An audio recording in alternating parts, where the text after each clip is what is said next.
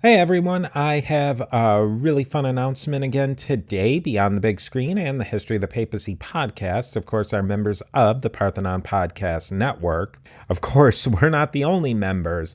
Our captain, so to speak, is Scott Rank of the History Unplugged podcast. I'm sure most of you are aware of Scott and his podcast, History Unplugged. Scott has been a multiple-time guest on both Beyond the Big Screen and the History of the Papacy podcasts. In History Unplugged, Scott presents history from a variety of perspectives, genres, and eras. Today I'm going to share with you just a little snippet of an episode Scott produced on Alexander the Great's post-war plans had he survived. I really think you'll enjoy it. If you want to learn more about History Unplugged, how to subscribe, and much more, head over to parthenonpodcast.com or look for many great links in the show notes. Talk to you soon.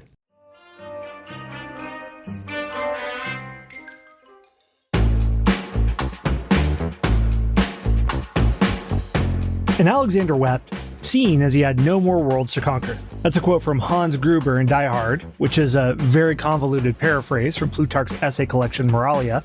Without getting into the accuracy of the sourcing, there's plenty of truth in that unattributed quote from Mr. Gruber. Alexander the Great's death in 323 BC in Babylon marked the end of the most consequential military campaign in antiquity. He left behind an empire that stretched from Greece to India, planted the seeds for the Silk Road, and made Greek an international language across Eurasia, all in 13 short years. He became and remained the biggest celebrity in the ancient world, and was probably only replaced by Jesus a few centuries into the Christian era. But what if he hadn't died as a young man? What if he had lived years or decades more? How much more influence could he have had? We have clues about Alexander's plans for the future, and they mostly come from Greek chroniclers like Diodorus and Arrian, writing centuries after his death.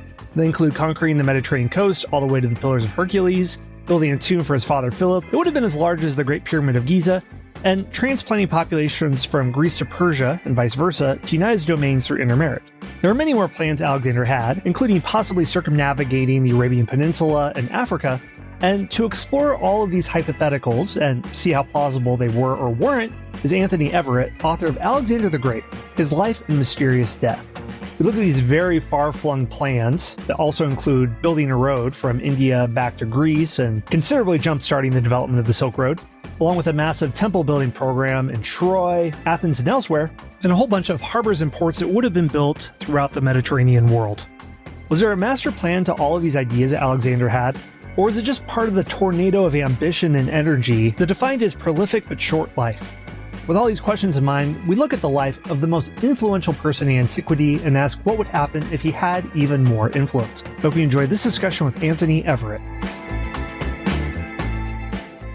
We're going to look in detail about the plans that Alexander had after his conquest of much of Eurasia.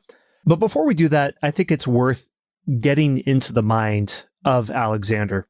What was his understanding of the world, of the Near East, of the Middle East, of the Indus River Valley? Were his understandings of the world formed by Herodotus, or was it all terra incognita to him? What did he understand about the world? I think that he understood this, that the world was essentially water, oceanus, ocean, but that in the center of either a disk or a globe, there was the Mediterranean, the Middle Sea, surrounded by territories. And when he marched to India, he was expecting to arrive at ocean pretty much immediately, and was disappointed to find that, in fact, the land went on and on and on. So that was, I think, the basic notion. And it was therefore quite reasonable, in a way, for Alexander, an ambitious man, if ever there was one. The world, the universe, was a fairly simple and rather small thing, with the ocean wrapping round the central disk of Earth. And it was quite reasonable, really, for Alexander to suppose that he might be able to conquer it all. It seemed to him a perfectly rational proposition. Now, I'm curious how far east you wanted to go. And by asking that question, I should also point out that the chronicles we have of Alexander, some are written close to his lifetime, others are written much later, and then that says nothing about the legends of his life that are probably more numerous than those of King Arthur. He's the greatest celebrity of the ancient world, so wild speculation goes hand in hand with almost anything that we know of him. But how far east did he want to go? And feel free to, use some different sources, some perhaps a little bit more fantastical, but fairly far away from the subject in question. Well, the most likely rational answer to that question is that he expected somewhere shortly after reaching India, he expected to reach the end of the world. And of course, it was a great shock to him that he didn't. And there's an even greater shock to his soldiers. They just wanted nothing more than to go home to Macedonia, to their farms, to their women folk, and to their children, their families. And Alexander was not interested in that at all. And he and his men had a terrific row on the borders of India. He wanted to march on forever, and they wanted to go home, and they won. He did his best. He was furious, but he realized that he couldn't change their minds, and so he had to retreat.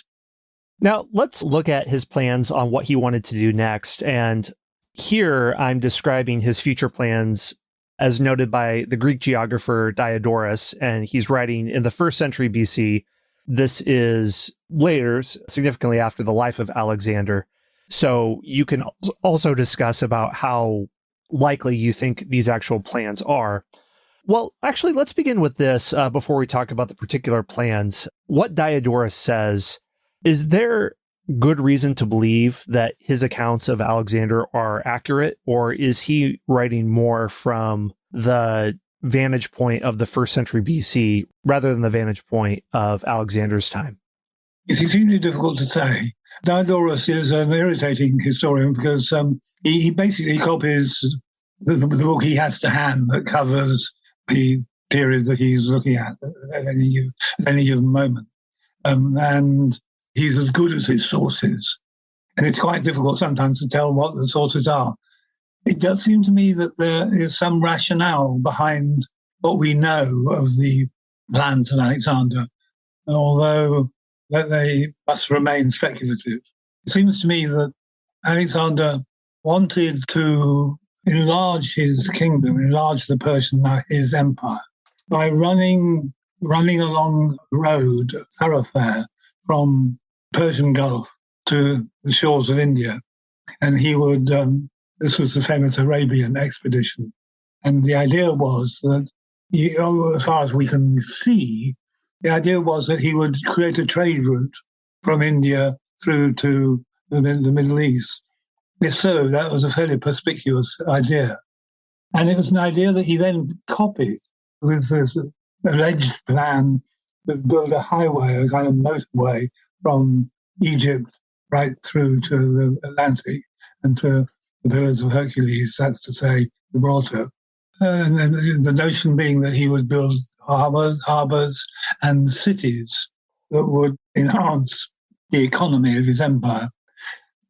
Clever ideas, but whether or not he actually believes them does rather hang on one's feelings for or against Diodorus. We're going to get into the particulars of what Alexander wanted to do, and then after the particulars, I want to examine whether these plans culminated in a master strategy or they were haphazard. What I mean by that, was there some sort of massive reform package like a Mustafa Kemal Ataturk of Turkey who did language reform, did legal reforms, and abolished Sharia law and adopted Western dress, all as a larger program of modernization?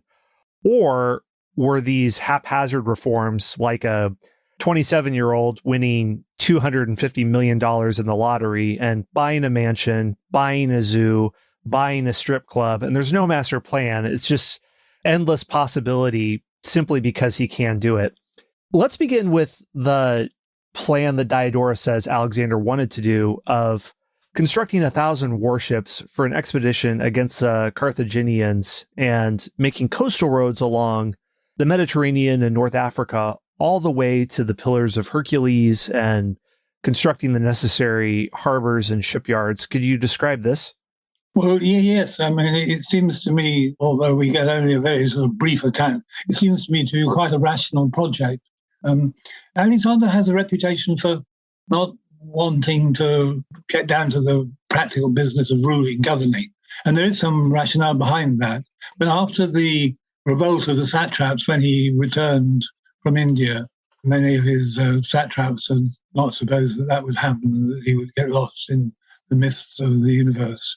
So it seems to me that after that revolt of his rulers, he began to take more interest in the actual business of governance. It may be that part of that greater interest expressed itself in terms of an economic development strategy. And my only observation is that the plans that we know fairly solidly for the Arabian expedition, because that was ready to sail just before he died, those plans are, in a certain sense, replicated by the proposal that he build a motorway or a highway to the ocean, to the Western Ocean. So I lean to feel that he believed that he had a strategic point of view. But if so, it was certainly a novelty, because the early part of his expedition, it's not at all clear what his strategic aims were. I think they gradually formed themselves with the development of experience of conquest over a number of years. This also raises an interesting point that sometimes ideology comes after victories in battle. And this ties into research I've seen about the early Islamic Caliphate, where some historians looking at the first century of Islam wondered, were there really plans of expansion, or did those who were coming out of Arabia simply find that the Byzantine and Sassanid defenses were so poor and the regions were so depopulated due to plagues and warfare happening between Byzantines and Sassanids that they could continue their conquests unimpeded, and then it grew and grew. And then generations later, when this new Islamic Caliphate is trying to make sense of what just happened, they're putting the imprimatur of God or Allah on their conquests just to try to look back. Do you think there's any of that with Alexander's conquests? That is what you've just said is a very astute insight into what may have been current in Alexander's mind. And I think that's the most interesting comparison, contrast between the caliphates and Alexander's own names. Alexander, of course, wanted to do everything in a tremendous hurry. Generations, the flight of generations was of no interest to him. He wanted to do everything now. In fact, I mean, I find as a biographer of Alexander that he's just so exhausting. His energy seems completely beyond imagination. And he's rather like having him in the house as a subject, not like having a sitting tenant who's permanently on the rampage. And it was quite a relief to get rid of him after the book has emerged. So, yes, I tend to agree that one can see, we can't be sure, but one can see the outline of a developmental strategy which suggested that he understood the need to develop a rational approach to the enlargement of his lands. We'll talk more specifically about his plans to conquer in Europe and also his plans for navigation around Arabia, Africa. But I'm curious, do you think in the 4th century BC, would Alexander, or not even Alexander, any person in Anatolia or Greece, been as interested in Europe as people make him out to be? Because I wonder if this is the revisionism that goes all the way back to Rome, where the Aeneid imagines that the sons of Troy travel to Rome and set up the city there, and it's making Rome direct descendants of Troy. And there's this interest in trying to graft in Europe with what's happening in the 4th century. But I mean, economically, Europe is a complete and total backwater compared to Persia or India or these other Eurasian empires. Or maybe I have it wrong. I don't know. Would Alexander or someone like him been as interested in Europe as later chroniclers and historians seem to suggest? I think that he would not have been greatly interested in the mainland Greek world. He did not want to go back to Macedonia. It was small beer.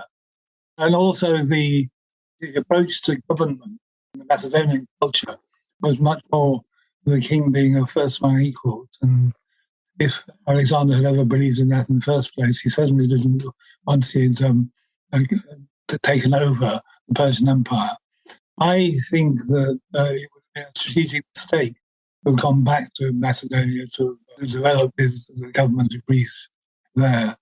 But apart from anything else, I should mention that his appalling mother was in Macedonia, and he did not, although he dearly loved her, it seems, he did not want to go back and come within her ambit again.